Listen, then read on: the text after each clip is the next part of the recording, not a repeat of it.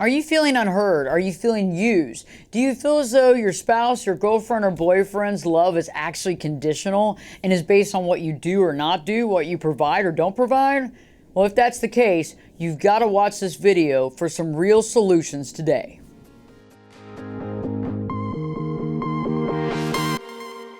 Hey friends, I'm glad to be back, and today I'm going to be tackling a big issue that I find often with couples who are married or living together and have been living together for over a couple of years because the honeymoon's over, and guess what? We're beginning to feel hurt, we're beginning to feel resentment, and we're beginning to feel upset.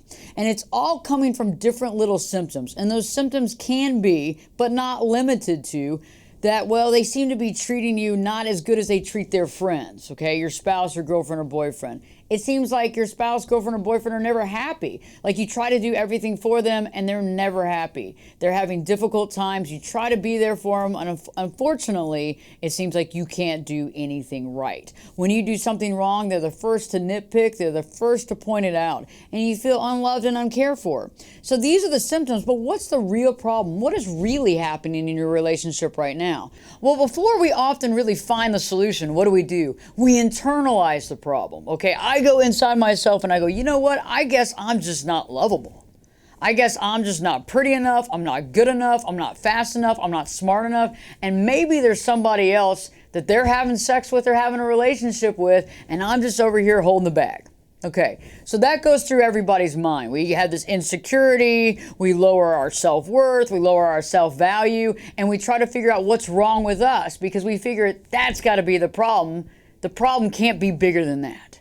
Okay, but I'm here to tell you today that when we're having relationship problems, it's a two-way street. The symptoms are just symptoms. So how do we figure out what the real problem is when we feel as though the relationship is built on condition instead of unconditional love? Because I think many of us come into relationships and we feel like this relationship is going to be a bond, that our spouse or our girlfriend or boyfriend is going to be there for us, have our back, be our biggest cheerleader, and we're going to do the same for them. And we are going to go against all odds and do exactly what we want to do in this world and be happy and healthy. But it seems as though home life is becoming even more destructive. It feels as though this part of our life is the worst part. Like you go to work and you deal with all these different things and then you come home just to get emotionally beaten down. So what's really happening? Okay, so I have some questions for you right now that I want you to begin to think about. I want you to begin journaling about these questions and answering these, because these answers to these questions will find the solution to your problem. Okay, the first question that I'm going to ask you, and these are heavy questions, okay, is how do you feel about yourself? Okay, and I know that this is like, well, hey, the problem is with the relationship. It's not really about how I feel about myself, but isn't it? Okay, so start journaling. How do you feel about yourself? How do you feel about yourself right now? What are your issues with self-esteem? What are your self-worth issues? Because oftentimes when we're in these relationships, the other person is doing what? They're mirroring us. They're mirroring us in the things that, well, we don't really like about ourselves, right? Or they're pushing us, or they're kind of making us look at the things that we don't love about ourselves. On the next piece of paper, I want you to answer this question. How does my girlfriend, boyfriend, or spouse feel about themselves? Okay? And you're not in their head, and you're not going to be able to fully answer this, but there's some real giveaways to this. Are they ever happy with themselves? Are they ever content? Do they have the ability to self-soothe? Okay, think about it. Are they happy on their own? Or do you make them happy? Do you understand what I'm saying? Because oftentimes when we get into these relationships, we're two half people trying to become a whole person when we need to be two whole people coming in to be two people, because we're two people. We're not halves of people. And that's why codependency rears its ugly head. And that's why there becomes toxicity in relationships, is because we don't fully know ourselves and we don't fully love ourselves. The next question that I want you to ponder and journal on is, what kind of love were you raised around as a child? Okay? Were your parents giving you conditional love or unconditional love? Example of conditional love: you made straight A's, we love you. You made the football team, we love you. You didn't make the football team, don't talk to me. You made a D, go to your room. Okay, I don't want to talk to you. I'm not going to give you a hug. I'm not going to give you any attention. The flip side, unconditional love. You're making straight A's. That's great. That's awesome. We're here for you, son. Hanging out, having great conversations. Dad, mom give you a hug, kiss, tell you that they love you. Even if you make a D, we're not happy about the grade, but what can we do to help you? What can we do to give you the foundation support that you need to get a better grade in that? It's not all about the grades, but we want to see you excel. Do you see the difference between conditional and unconditional? Another thing is that for a conditional family, perhaps you were given monetary things like a new car or money when you did well, instead of actually showing you love and support from an unconditional loving household. Okay, flip the script. How was your spouse or girlfriend or boyfriend, how was their growing up process?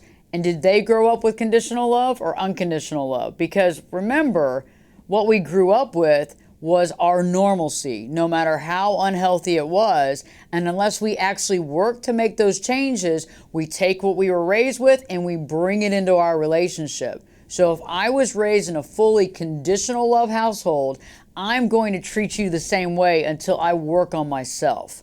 I'm going to tell you I love you when you do great things, and when you don't do great things and you screw up, I'm not going to give you love. I'm going to give you the silent treatment, and I'm going to act like you don't exist. Because remember, that's based on condition. You have to do this for me to love you, okay? And that's interesting because it's based on how we were raised. You see what I'm saying? But it's a two-way street. It's not about just how your spouse was raised, it's also how you were raised. The next question that I want you to ponder and journal on is, does your spouse, girlfriend, or boyfriend, do they hate themselves or do they actually love themselves? Okay. Now, first off, when you love yourself, it's not an ego trip. It's not like, oh, look at me, look how great I am. No, it's about, hey, you know what? I care about myself. I want to be healthy and happy, and I'm going to find my own happiness. I am going to figure out how I can make my own self happy. I'm going to find gratitude. I'm going to work on myself from the inside out. I unconditionally love myself, and I'm going to take care of myself, meaning I'm going to do certain things in my life to create a healthy lifestyle for not only my body, but my mind. And so a good example of somebody that is unconditionally loving themselves is they see the amazing things that they do in life. They respect the things that they do. They give them their body respect, but they also see that there's things that they work on or they need to work on, and they're okay with that, and they're consistently working on those types of things to be better than they were yesterday. Another good example of being unconditional in your love for yourself is that you realize there's certain things in life that you can't partake in to actually keep all this working, meaning you have to look at moderation. And, mostly drugs and alcohol are limited, if not basically eliminated in life, because you know the value of who you are and what you stand for. And that's tough. And some of us battle that on a daily basis. But eventually, when we realize that we unconditionally love ourselves and want the best for ourselves, we don't want to sabotage ourselves. So if your spouse is constantly sabotaging themselves with drugs or alcohol or putting themselves around the wrong toxic people or what have you, that's a big red flag that shows you that they don't love themselves enough to do the right thing for themselves. They don't love themselves enough to create the right environment, and they don't love themselves enough to treat themselves with respect. Okay? Now flip the script. Do you hate yourself or do you unconditionally love yourself? And how do you show yourself that you unconditionally love yourself? I show myself daily, and I have worked on this for years upon years upon years to get this right, okay? And I've eliminated things in my life that just give me struggle, pain, and agony, that cause me to feel bad, that cause me to not be who I want to be. And I've had to let all that go in my life. And the reason why I was able to let it go is because I meant more than all that other stuff meant. I meant more. I value myself more than all that. And so that is a really big telltale sign. What are some of the things that you're sabotaging yourself with? Because if you get to the root of the matter, that self-sabotage actually means that you don't genuinely, unconditionally love yourself. And this is a red flag. I'd like you to begin to journal on that as well. So all of these questions and your journaling has led you up to one of the biggest epiphanies you'll ever think about when it comes to relationships. We think about all these symptoms, but we don't realize the real problem. And it's taken me years to realize this, but I figured it out.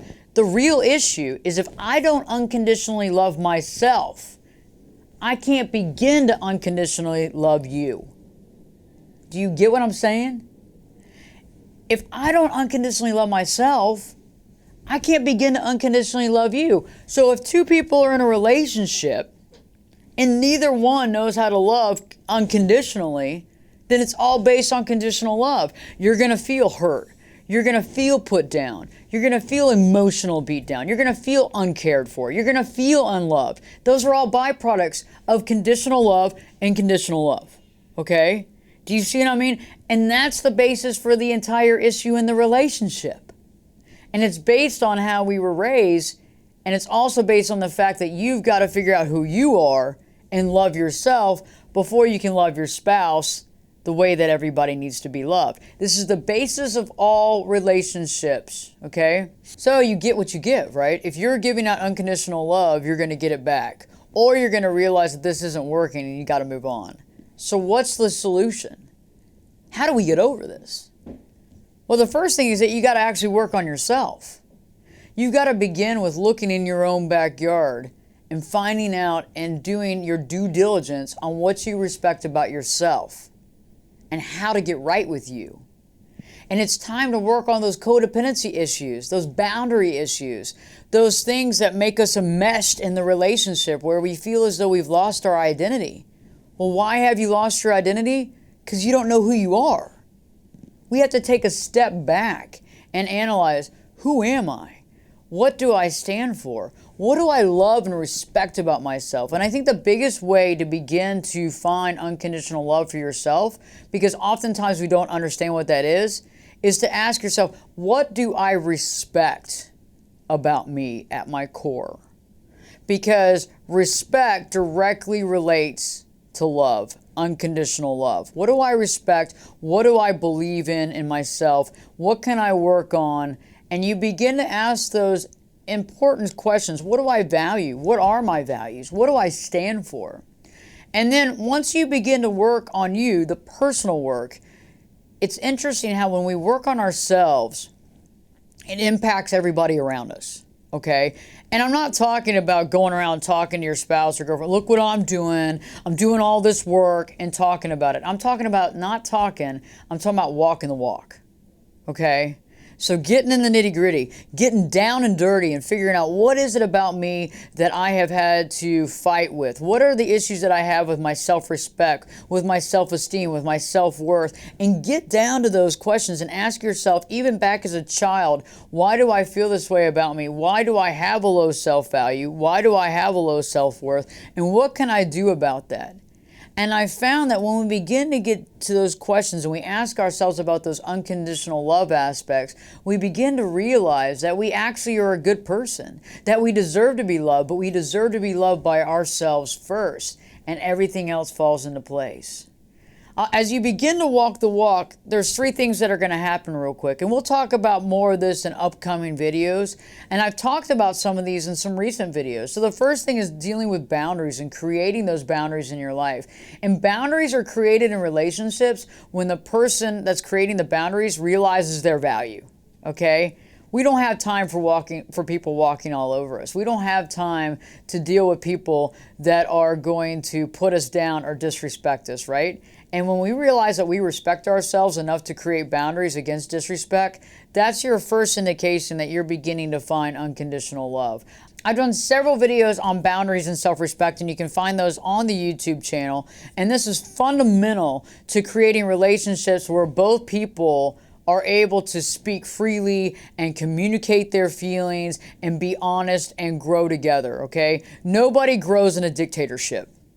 Okay, if one person's got all the power and the other one's like, oh, that's not going to happen. It's not going to work. If both people don't feel comfortable enough to speak, that's not good because that means that there's no communication. Okay, if one person feels beaten down when they speak, that person's going to basically isolate themselves. Okay, and that's not good either because that'll lead to depression because a person feels as though they have no outlet. That can also lead to somebody having an affair outside of the relationship because they actually find someone that'll actually listen to them. Okay. Another thing that's interesting is that you want to begin to eliminate negativity in your life and beginning to eliminate nagging from your life. And you got to eliminate that from you first before you can work on anybody else in your life. Okay. So you've got to look at yourself and say, hey, where am I being negative? Because a lot of times we can be wonderful to everybody in the outside world. You can speak to your boss, you can speak to your coworkers, you can speak to your neighbors, and you walk back in the house and you put your spouse down, you're negative, you talk about all the problems in your daily life, and how do you expect that relationship to bloom? Okay? And so getting rid of that negativity, it starts with observing and being able to realize when you're being negative, and also realizing when you're nagging your spouse as well, because nobody wants that. Nobody wants that. And remember, somebody's only going to deal with that so long, and then they're going to throw that ball right back to you. Okay? And so eliminating that negativity inside will change and radiate around your environment. It'll also make the other person, if they're extremely negative, it'll make it extremely obvious. And the conversations won't even make sense anymore, okay? And also remember, if it's your spouse that's being negative, not to give in to that because they're feeding on that, okay? It's almost like a virus that they're feeding on.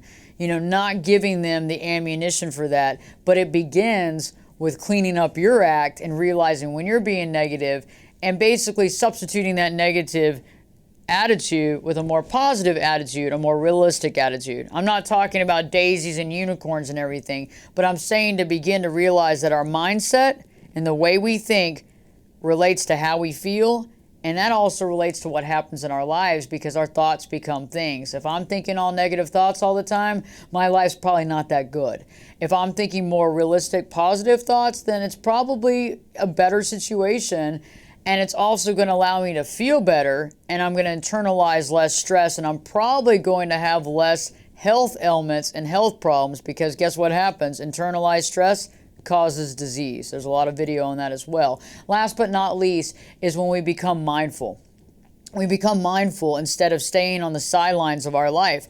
When was the last time that the relationship issues got so big that you didn't know what to do? When was the last time you were like, I can't believe this, and you kind of went into your shell and you started worrying about the future, you know, thinking about the past? Well, this is a big deal. A way to really work on your relationship is to be mindful in the moment when you're dealing with your spouse, your girlfriend, or boyfriend, and just being in the moment and listening to the situation and trying to be the best person you can be and putting your best foot forward and trying to actually create solution instead of being part of the problem. I hope this video has helped you. And when we are aware of the type of love that we were raised around as kids, it allows us to be hyper aware of what we're doing right now. The things that we're doing to create problems and the things we're doing to create solution. If you haven't already, please subscribe to my channel. And we appreciate anybody that has already subscribed. Thank you so much.